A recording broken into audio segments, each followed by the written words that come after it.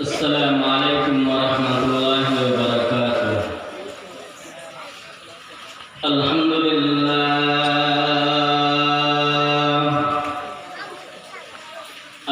لله وكفى وسلام على عباده الذين اصطفى.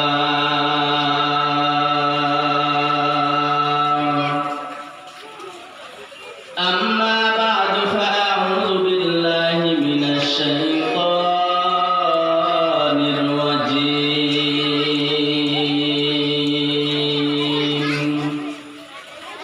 بسم الله الرحمن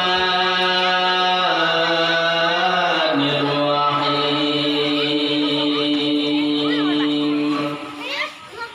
قل إن كنتم تحبون الله فاتبعوني يحببكم الله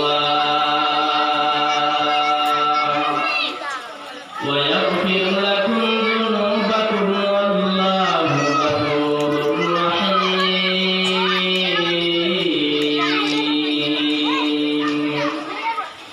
وعن أبي هريرة رضي الله عنه قال النبي صلى الله عليه وسلم: كل أمتي يدخلون الجنة إلا من أبى. قيل من أبى يا رسول الله؟ قال من أطاعني دخل الجنة ومن عصاني فقد أبى. أو كما قال صلى الله عليه وسلم. صلى الله على سيدنا ومولانا محمد وعلى آله وأصحابه وسلم. لا إله إلا الله. لا إله إلا الله. لا إله إلا الله. أسمى جامع غير الله. بازار مازار غير الله.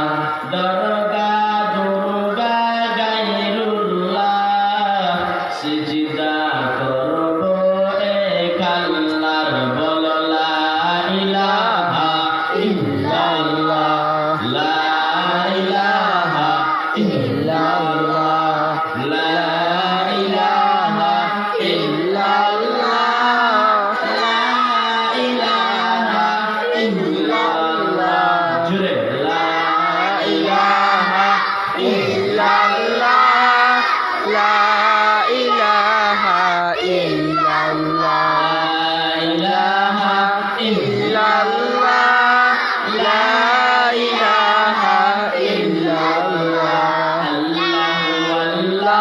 আল্লাহু আল্লাহ। আল্লাহু আল্লাহ। আল্লাহু আল্লাহ। আল্লাহু আল্লাহ। আল্লাহু আল্লাহ। লা ইলাহা ইল্লাল্লাহ মুহাম্মাদুর রাসূলুল্লাহ। বেহাদ মর খুদায়ে পাকেরা আগে ইমাদাদের শুতে পাকেরা আগে দরা দমদমি দিউদ রুহেরা দাদা সিতফানা জতো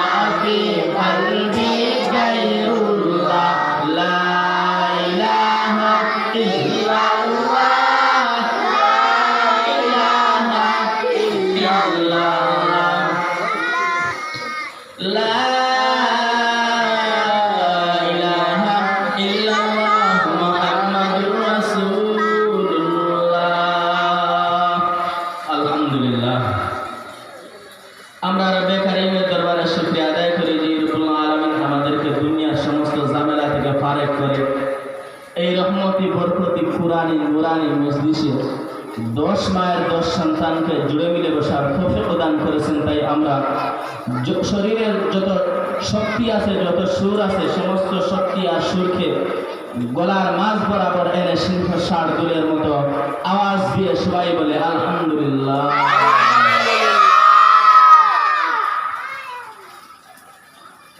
চাঁদবাগ চা বাগান জামিয়া তালিমুল কোরআন মাদ্রাসা ও বাজার মসজিদের উদ্যোগে 17তম বার্ষিক ওয়াজ মাহফিল 18 জুন 2026 ইংরেজি রোজ বৃহস্পতিবার।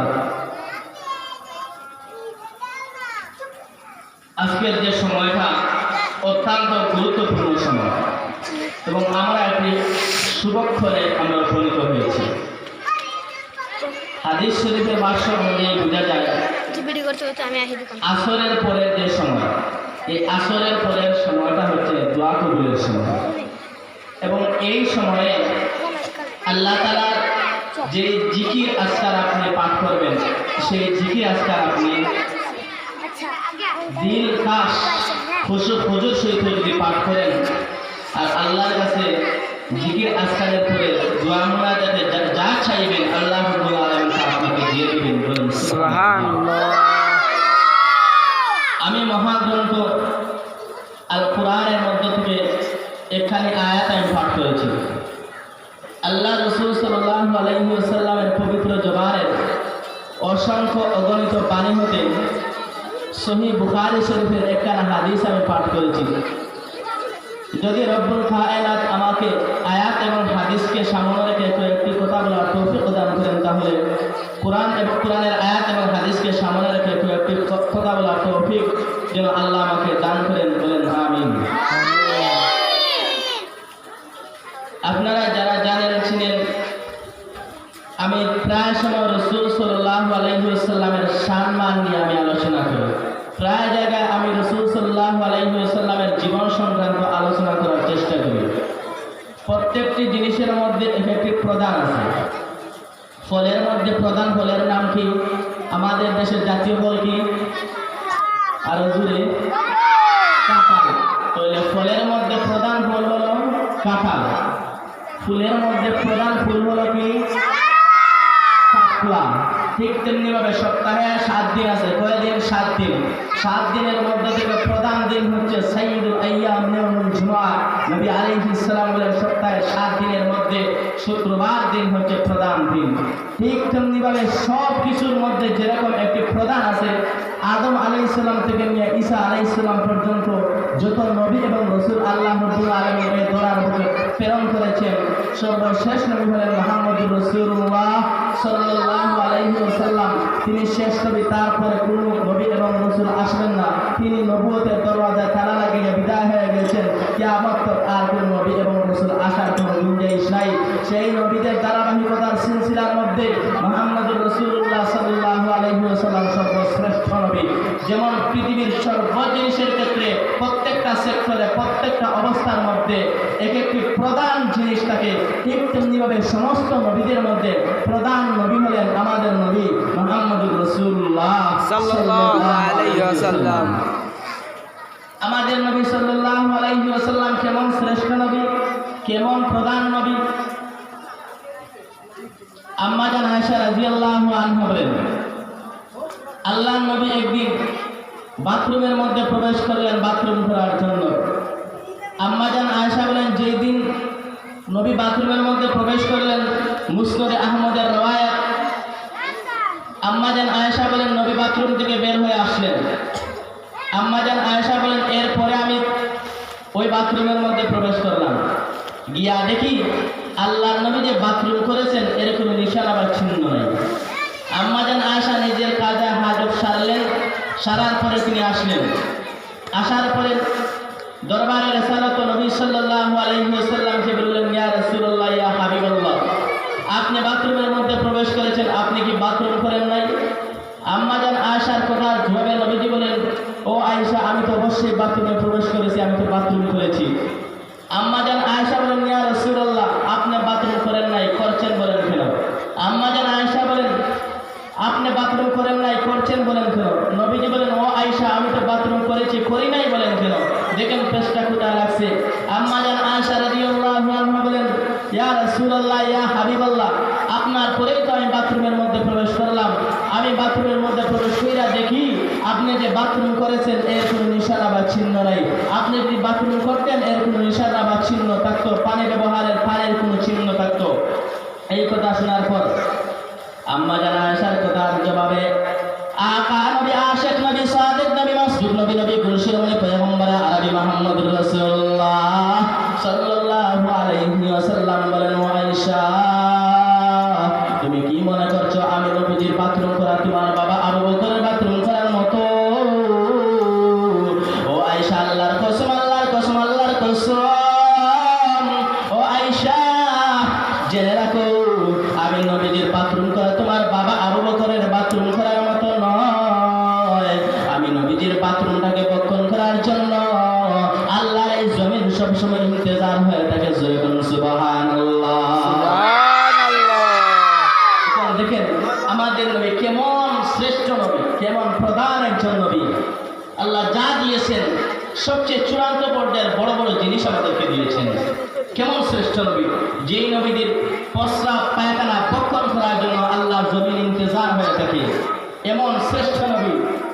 আল্লাহ রাব্বুল আলামিন যত আসমানি গ্রন্থ আমাদেরকে দিয়েছেন, সবচেয়ে শ্রেষ্ঠ আসমানি গ্রন্থ 104খানা আসমানি গ্রন্থ আছে।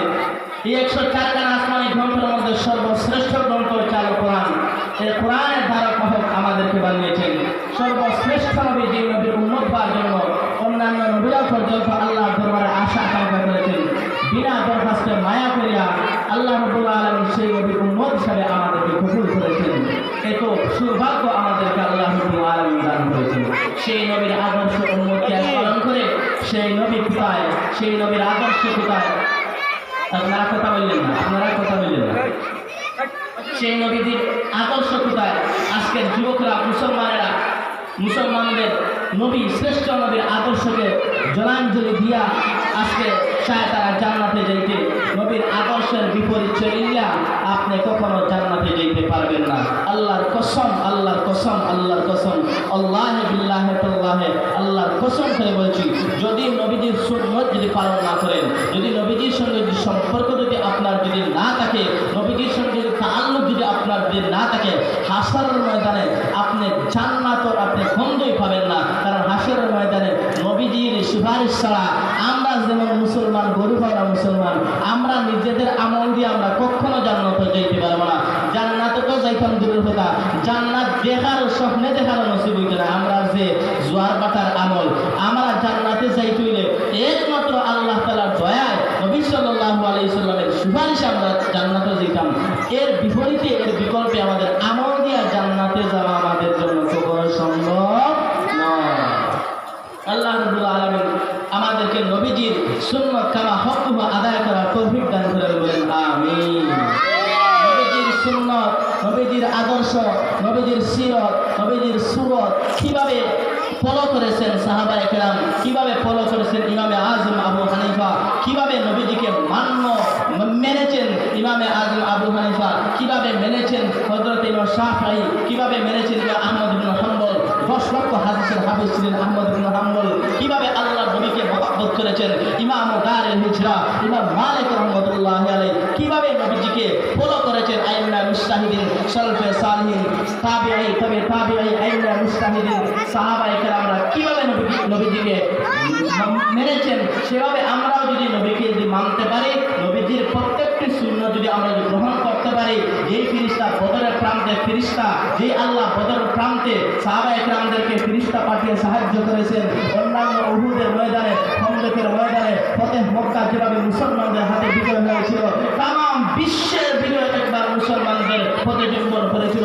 এই বিশ্ব থেকে ভারতের দিকে তাকায়া, ভারত প্রায় 190 বছর মুসলমানরা শাসন করেছিল। সেই স্পেন, কর্ডোবা, সেই স্পেন মুসলমানেরা, সেই ইন্দুরুস মুসলমানরা প্রায় 700 বছর পর্যন্ত ইতিহাসের পাতা সংলাপ করে লেখা আছে। সেই স্পেন মুসলমানরা 700 বছর শাসন করেছিল।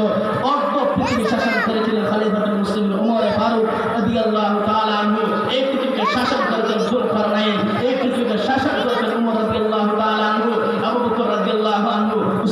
রাদিয়াল্লাহু তাআলা আনহু, আলী রাদিয়াল্লাহু তাআলা আনহু কিভাবে শাসন করেছিলেন মুসলমানেরা, সেভাবে যদি আমরা যদি রসুলের আদর্শকে সেভাবে যদি ফলো করতে পারতাম, তাহলে মুসলমানরা আজকে ইরানে মাইর খাইতো না, মুসলমানরা ভারতে মাইর খাইতো না, মুসলমানরা কাশ্মীরে মুসলমানেরা মাইর খাইতো না। সেই মায়ানমার আমাদের হাতছাড়া হয়ে গেছে, কাশ্মীর হাতছাড়া হয়ে গেছে, তাম পৃথিবীর ভাগে ভাগে, তাম পৃথিবীর রন্ধ্রে রন্ধ্রে মুসলমানরা আজকে লাঞ্ছিত, অপমানিত, পদদলিত। কেন? একটা কারণ, নবীজির আদর্শকে জলাঞ্জলি দেওয়ার কারণে, নবীজির আদর্শকে জবাই করে দেওয়ার কারণে, নবীজির আদর্শকে না মানার কারণে মুসলমানরা আজকে সব জায়গায় লাঞ্ছিত, অপমানিত এবং পদদলিত। মুসলমানরা আরও যদি ভাবত, মুসলমানরা তাদের কাদের উত্তরসূরি, মুসলমানদের উত্তরসূরি, মুসলমান তারা কাদের উত্তরসূরি, আমাদের পূর্বসূরি কারা? আমাদের পূর্বসূরি হলেন হযরত আবু বকর রাদিয়াল্লাহু তাআলা আনহু, আমাদের পূর্বসূরি হলেন হযরত ইমাম আযম আবু হানিফা, আমাদের পূর্বসূরি হলেন খলিফা ওমর ইবনে আব্দুল আজিজ রাহমাতুল্লাহি আলাইহি, আমাদের পূর্বসূরি হচ্ছেন ইমাম আযম আবু হানিফা, আমাদের পূর্বসূরি হচ্ছেন হাদিসের বাহক তাহাম্মুল হাদিস, বড় বড় কোরআনের জিন্দা লাইব্রেরি, হাদিসের জিন্দা লাইব্রেরি, এই সমস্ত উলামায়ে কেরামরা হলেন আমাদের পূর্বসূরি। আমরা যদি আমাদের পূর্বসূরিদের যদি চিনতে পারতাম, জানতে পারতাম, তাহলে এই মুসলমানদের বিশ্ব বিজয় আমাদের পদচুম্বন করত। কিন্তু আমরা আমাদের ইতিহাস ভুলে যাওয়ার কারণে, আমরা আমাদের আকাবির ভুলে যাওয়ার কারণে আমাদের সেই অবস্থা হয়ে গিয়েছে। তো আমি বলছিলাম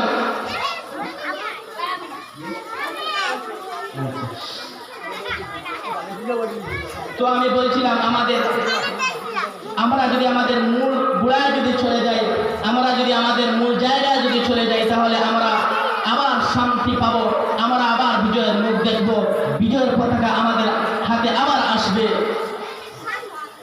এজন্য আমরা সর্বপ্রথম কথা হলো, আমরা নবী সাল্লাল্লাহু আলাইহি সাল্লামকে এমনভাবে ফলো করতে হবে যেমনভাবে ফলো করেছিলেন সাহাবায়ে কেরাম। বলেন কারা? সাহাবায়ে কেরাম। সাহাবায়ে কেরাম কাকে মেনেছেন? নবীকে না মেসিকে? বলেন নবীকে না মেসিকে? নবীকে, মেসিকে নাই। মুসলমান তোমার আইডল, তোমার তলোয়ার, তুমি কার অনুসরণ করবা? তুমি নবী মানবা না মেসি মানবা? আল্লাহ নবী সাল্লাল্লাহু আলাইহি ওয়াসাল্লাম বলেন, আল মারউ মা'a মান আহাব্বা, আর রাজুলু আলা দীনি খালিলিহি ফালইয়ানজুর আহাদুকুম মান ইউখালিল। আল্লাহ নবী বলেন, আপনি যার সাথে মহব্বত রাখবেন তার সাথে আপনি কিয়ামত হবে, আপনার কিয়ামত হবে, আপনার হাসর নাসর তার সাথে হবে। আপনার হাসর নাসর মেসির সাথে হইতো না নবীর সাথে হইতো, এই ফয়সালা আপনি নিজে কইরা, আপনি দুইজনে যে কোনো একজনকে বাছাই করে আপনি তার অনুসরণ করলেন। দেখেন বর্তমানে কোন কাজ চলে? বিশ্বকাপ। যে খেলেন সে ভাইও বিশ্বকাপ। আর আপনি যেন সারা রাত্রের ভাগ্য আপনি সে খেলা দেখলে আপনি বিশ্বকাপে আপনার চার কাপ নিয়ে একটা পাইবা, হ্যাঁ, আরো জোরে পাইবানি। কিন্তু মুসলমানের বাচ্চা, মুসলমান যুবক দেখা যায় সারা রাত্রে খেলা দেখতে করিয়া ফুল টাইমে তার বিদর সময় অ্যালার্ম লাগাইয়া রাখে, শেষ রাত্রে অ্যালার্ম লাগাইয়া রাখে খেলা দেখার লাগিয়া। কিন্তু তার যে পড়া লাগবে ধরেন আমাদের লাগে অ্যালার্ম লাগাইয়া রাখে না। ক্রিকেট খেলা চলে না, ফুটবল খেলা চলে, এখন ফুটবল খেলা। আচ্ছা, এই ফুটবল একটা ফায়ার বল, পুরাতন কাদাম ফায়ার বল। এই ফুটবল এটা পা দিয়া লাঠিয়া উষ্টাইয়া খেলা হয়, একটা হাতে লাগলে অন্যায়, লাগে কি দেওয়া বল। এই ফায়ার বল, ফুটবল, এটা ফায়ার বল পা দিয়া খেলা হয়, হাতে লাগলে যদি অন্যায় হয়, তাহলে একটা মাথাত লাগলে আরো বেশি অন্যায় হওয়া দরকার, ঠিকই না? কিন্তু মাথা দিয়ে হেঁটে দিলে আরো পাখি ডাকেছিলাম ভাই, আমি এরা লেগে দিলাম। কিন্তু দেখেন পায়ে যে জিনিস থাকে সেই জিনিস মাথায় নেওয়া হারাম। পায়ে থাকে জুতা, আপনি জুতা নিতে পারবেন মাথায়? পায়ের মধ্যে আপনি মাথায় পড়তে পারবেন? কখনো নয়। ঠিক তেমনি ভাবে যেই বল পা দিয়া উঠে এমন খেলা হয়, সেই বল মাথা দিয়া হেড দেওয়া একবার না 100 বার হারাম হবে, 100 বার হারাম হবে, 100 বার হারাম হবে। এর জন্য আপনি আমি নবীজির সুন্নাহ যদি পালন করতে পারি, নবীজির আদর্শকে যদি জবাই না করে, নবীজির আদর্শকে যদি জিন্দা রাখতে পারি, তবে আমাদের জীবনে সফলতা আসবে। সাহাবায়ে কেরামরা দেখেন হিজরতের হুকুম হয়ে গেছে, সমস্ত সাহাবায়ে কেরামরা কিভাবে রাসূল সাল্লাল্লাহু আলাইহি ওয়াসাল্লামকে মেনেছেন, এই 5 মিনিটের ভিতরে আমার কথা গুটিয়ে নিচ্ছি, হযরত উপস্থিত হয়ে গেছেন। দেখেন সাহাবায়ে কেরামরা কিভাবে আল্লাহ রাসূল সাল্লাল্লাহু আলাইহি ওয়াসাল্লামকে আদর্শ হিসেবে মেনেছেন। রাসূল সাল্লাল্লাহু আলাইহি ওয়াসাল্লামের সাহাবী হযরত আবু বকর রাদিয়াল্লাহু আনহু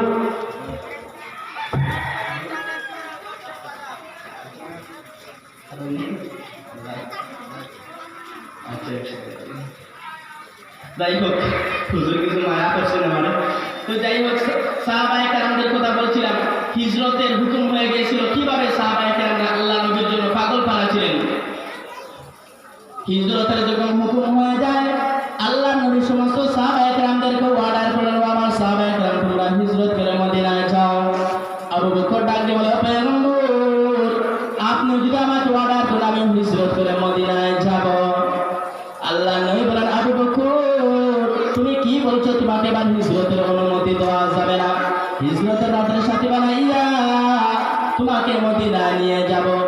আল্লাহ নবী হিজরতের রাতে আবু বকরের বাড়ির ভিতরে যাইয়া পুত্র সুরে একটি ডাক দিলেন, আবু বকর লাব্বাইক ইয়া রাসূলুল্লাহ।